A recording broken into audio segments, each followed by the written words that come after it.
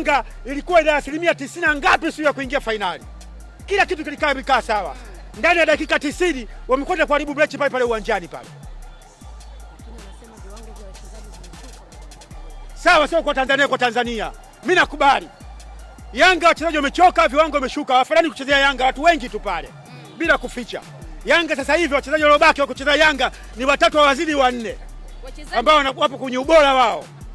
Lakini waliobaki kwanza, naomba viongozi wa Yanga wachezaji waliobaki waende Simba huko. Wakafanyaje Simba? Huko ndo wanafanana huko na timu ya ajabu hiyo. Wanafanana na viwango vyao. Kwenye kuja ni kama watatu tu wanastahili kubaki. Kama watatu tu, kwani tufiche?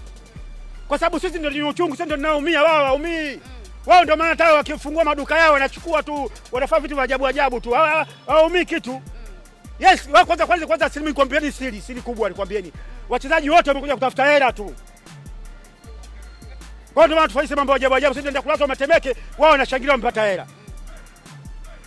Watupishe, nataka pale wabaki watatu tu kama inawezekana cha kigeni.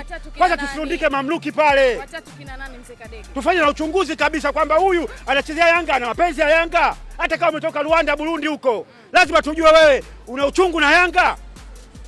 Kuliko tufanye mambo ajabu. Mtu unajua hata Kiswahili lakini unakuwa duka rafiki yangu.